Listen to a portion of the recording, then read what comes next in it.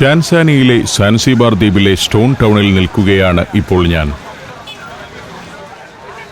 ഇവിടുത്തെ ഏറ്റവും പ്രശസ്തമായ പൊതുചന്തയായ ദർജാനി മാർക്കറ്റ് കണ്ടിറങ്ങി അതിനു മുന്നിൽ നിൽക്കുന്നു. ഡ്രൈവർ അബു കാറുമായി എത്തി. അതിൽ കയറി സാൻസിബാറിലൂടെയുള്ള യാത്ര തുടരുകയാണ്. ദർജാനി മാർക്കറ്റിനെ ഒന്ന് ചുറ്റിയാണ് കടന്നു പോകുന്നത്. സ്റ്റോൺ ടൗണിലെ ഈ പ്രദേശം അറിയപ്പെടുന്നതും ദർജാനി എന്നു തന്നെയാണ്. ബെഞ്ചമിൻ എൻകാപ്പ റോഡിലൂടെയാണ് യാത്ര. ആഫ്രിക്കയിലെ അടിമക്കച്ചവടത്തിന്റെ കേന്ദ്രസ്ഥാനമായിരുന്നു ഒരു കാലത്ത് സാൻസിബാർ. അറബികളും യൂറോപ്യരുമെല്ലാം എത്രയോ അടിമകളെ പായ്ക്കപ്പലുകളിൽ കയറ്റി ഇവിടെ നിന്നും കൊണ്ടുപോയിരിക്കുന്നു. മറ്റ് ആഫ്രിക്കൻ നാടുകളിൽ നിന്ന് പിടികൂടുന്ന അടിമകളെ കൂട്ടത്തോടെ കൊണ്ടുവന്ന് സൂക്ഷിക്കുന്ന ഒരു ഇടത്താവളമായിരുന്നു സാൻസിബാർ. അറേബ്യയിലേക്കും പേർഷ്യയിലേക്കും ഇന്ത്യയിലേക്കും യൂറോപ്പിലേക്കുമെല്ലാം അന്ന് ഇവിടെ നിന്നും അടിമകളെ കയറ്റി അയച്ചുകൊണ്ടിരുന്നു. അതിന്റെ ഓർമ്മകൾ ഉണർത്തുന്ന ചില കെട്ടിടങ്ങളും സ്മാരകങ്ങളുമൊക്കെ ഇവിടെയുണ്ട്. അതിൽ ഉൾപ്പെട്ട സ്ലേവ് ചേംബേഴ്സ് എന്ന കാഴ്ചയിലേക്കാണ് ഇനി ഞാൻ പോകുന്നത്. ഒട്ടും ഭംഗിയും വൃത്തിയുമില്ലാത്ത പ്രദേശങ്ങൾ. പൂർണ്ണമായും ആഫ്രിക്കൻ സ്വഭാവം പ്രകടമാണിവിടെ. പൊട്ടിപ്പൊളിഞ്ഞ റോഡുകൾ. അതിലൂടെ എത്തുന്നത് പഴയ സ്ലേവ് ചേംബേഴ്സിന് മുന്നിലാണ്. അതിന്റെ പരിസരത്ത് മറ്റു കുറേ സ്ഥാപനങ്ങളുണ്ട്. ഇവിടെ ഏറ്റവും പ്രധാനം കത്തീഡ്രൽ ചർച്ച് ഓഫ് ക്രൈസ്റ്റ് എന്ന പള്ളിയും പഴയ സ്ലേവ് മാർക്കറ്റ് സൈറ്റും തന്നെയാണ്. East African slave trade exhibit എന്നൊരു പ്രദർശനവും ഉണ്ടിവിടെ.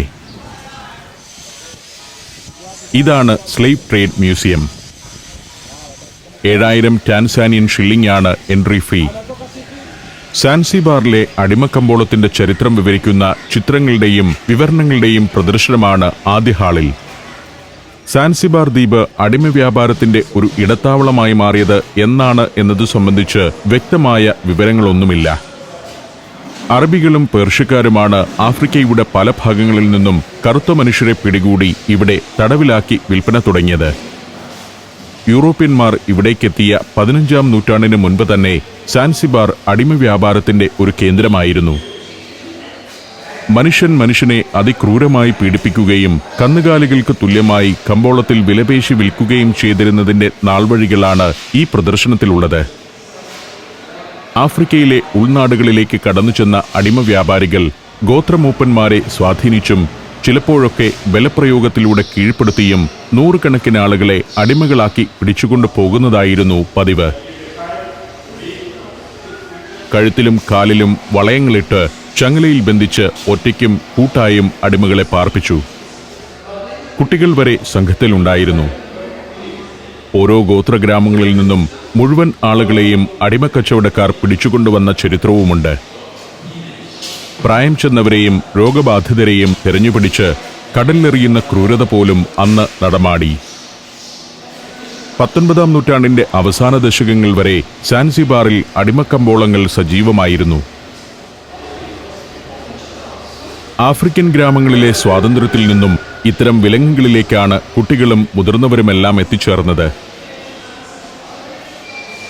വലിയ മരത്തടിയുടെ ശിഖരങ്ങൾക്കിടയിൽ കഴുത്തുവെച്ച് കെട്ടിയിടുക വരെ ചെയ്തിരുന്നു. താവളങ്ങളിൽ നിന്നും ഒളിച്ചോടാൻ ശ്രമിക്കുന്നവരെയാണ് ഇത്തരം ബന്ധനങ്ങളിലാക്കിയിരുന്നത്.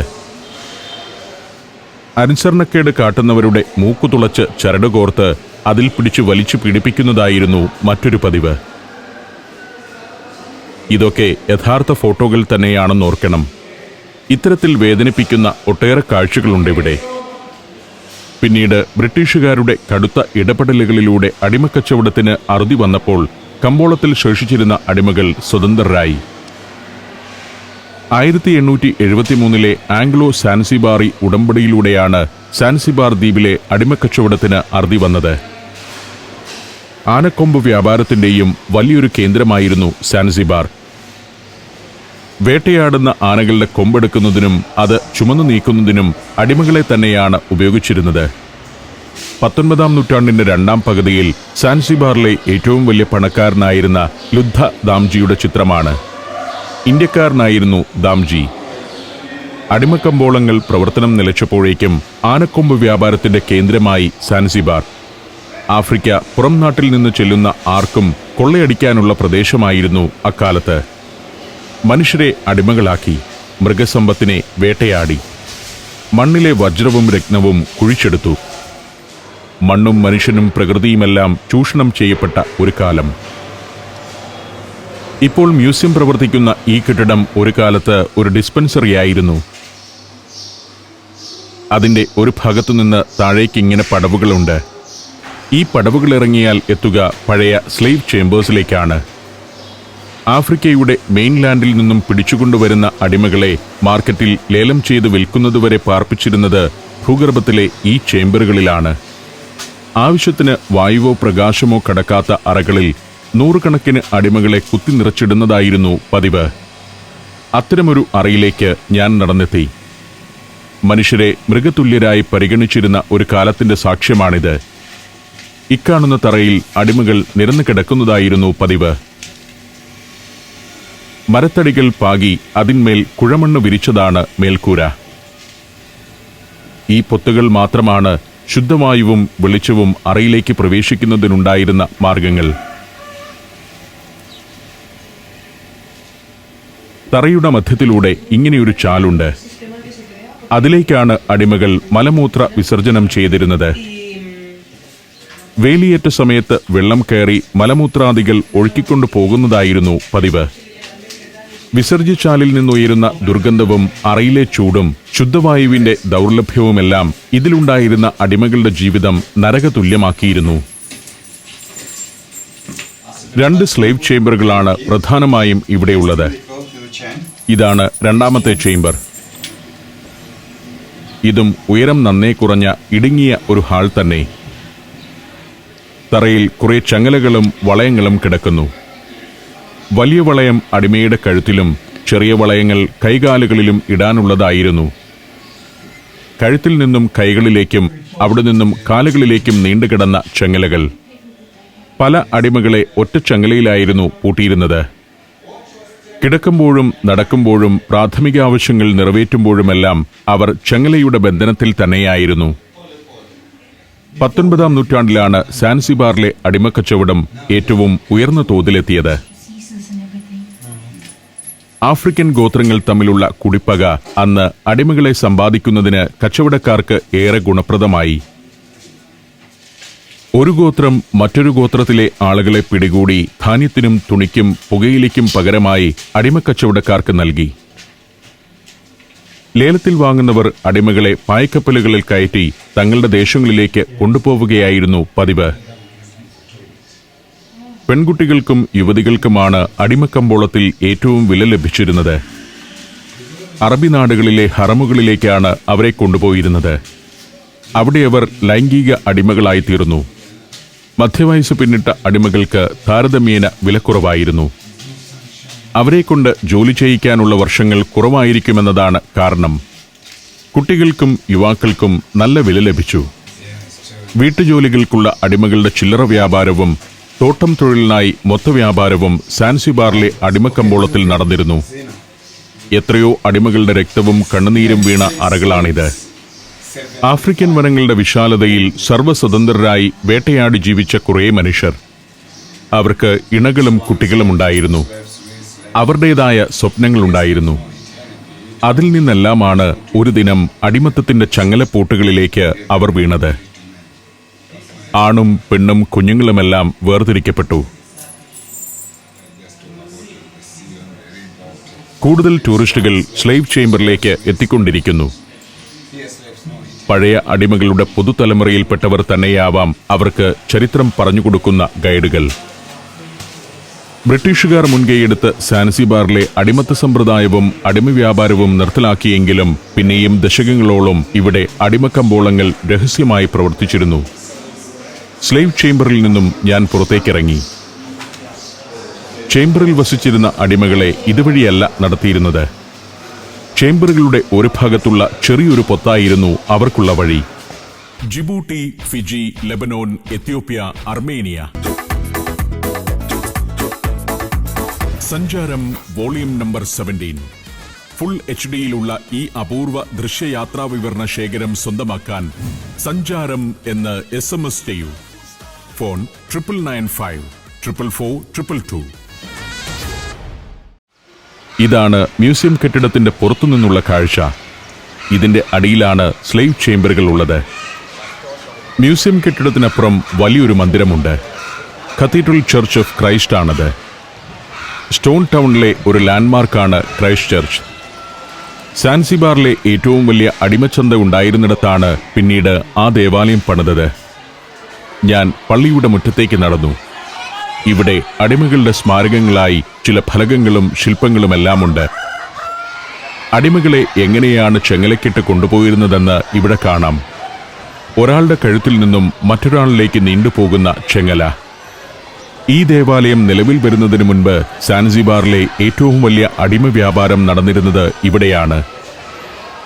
വൈകുന്നേരങ്ങളിലാണ് തങ്ങളുടെ വിധികാത്ത് അടിമകൾ ഇവിടെ മൈതാനത്ത് നിരന്നു നിന്നിരുന്നത്.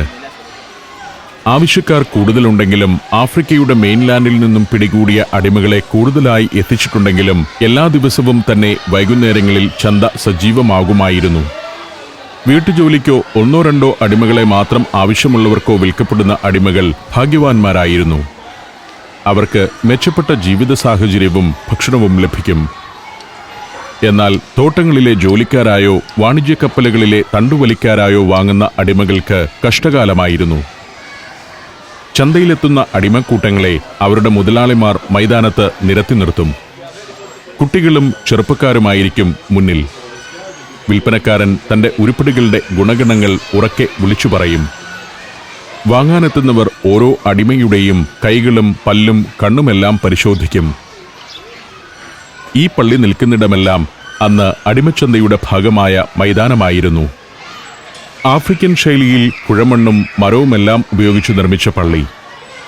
പുനർനിർമ്മാണം നടക്കുന്നതിനാൽ മുൻഭാഗത്തെ പ്രധാന കവാടത്തിലൂടെ സന്ദർശകർക്ക് പ്രവേശനമില്ല. സാൻസിബാറിൻ്റെതായ സൗന്ദര്യമാർന്ന കൊത്തുപണികളുള്ള കവാടം.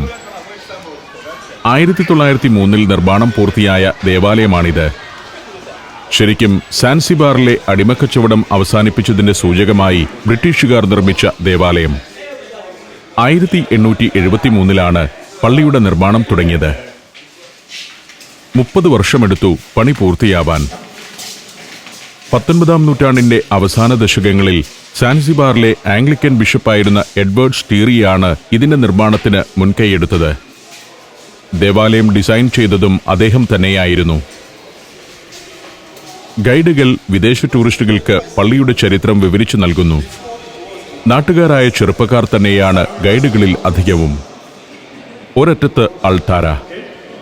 ഈ അൾത്താരയ്ക്കും ഒരു പ്രത്യേകതയുണ്ട്.